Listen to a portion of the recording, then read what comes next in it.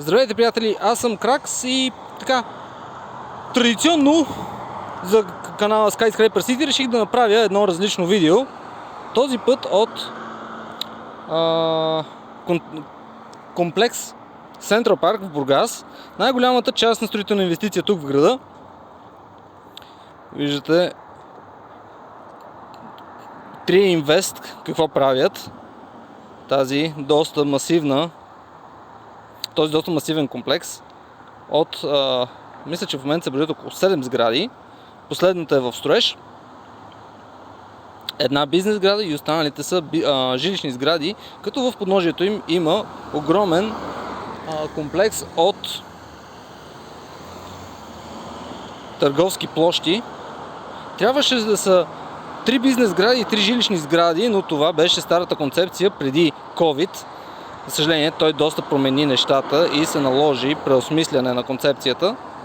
Затова, виждате, в Бургас вече така доста активно се строи и жилищно строителство, както и тези от вас, които вече са гледали видеото ми за новите квартали на Бургас, Хоризонт и Мадика, което също снимах днес, вече са така запознати.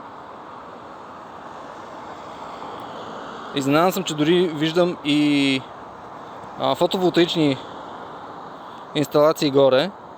Виждате, има предвидени дори детски площадки, озеленяване. Доста интересно, аз не бях поглеждал от тази гледна точка. Вижте как интересно е направено. И детската площадка. Вътре в самия комплекс има, освен множеството подземни места, които виждате входните им точки, има и цяла ботаническа градина. Сега ще мина така, да може да я видите. За съжаление, в Бургас има значителен проблем с озеленяването. Зелената система на града хич не е в добро състояние. Но тук е доста по-различно.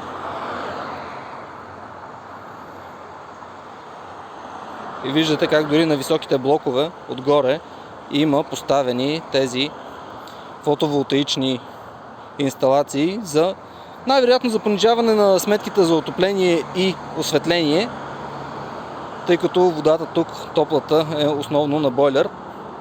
И ето тук ще се появи и следващата сграда от комплекса, която ще бъде, забележете, 22 етажа и ще бъде най-вероятно най-високата от тях. Тя е и последна започната, виждате, вече са около 9, мисля, етажите от нея.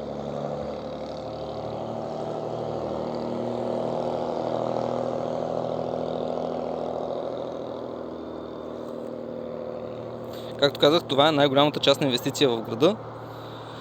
Така, града има нужда и от напречни връзки тук между улица Янко Комитов и Крайезерна, но за момента такива не се планират, или поне аз не съм разбрал да има. А в съседство, между другото, се разчиства и огромният терен на Пиргос плот. Пиргос е старото име на Бургас, за тези от вас, които не знаят. Тук имаше голяма складова база, която в момента се разчиства, за да направи място на разширение на търговския комплекс, който е ето тук. Виждате по улица Янко Комитов.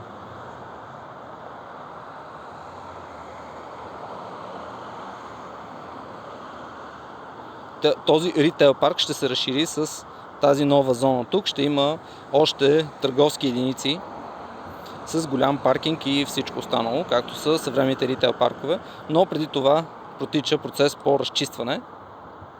Трябва да може би да отида да снимаме информационната табела, защото в момента не знам кой е. А интересното е, че ето тази сграда тук на преден план и тя е съблечена, ще видите в Google Maps, ако имате подобно желание, че доскоро имаше остъкление на нея, в момента тя няма остъкление, което беше странно и за мен, като го констатирах, но това е така явно част от идеята за развитие на зоната. Може би и нея ще премахнат, не мога да ви кажа, но ще бъде интересно да наблюдаваме този процес. Аз ще ви държа в течение и не забравяйте да се абонирате за канала, да оставите вашите коментари, да кажете какво мислите по въпроса и бихте ли живяли в този комплекс. До тогава, не забравяйте, аз съм Кракс и за мен беше удоволствие отново да сме заедно. До нови срещи!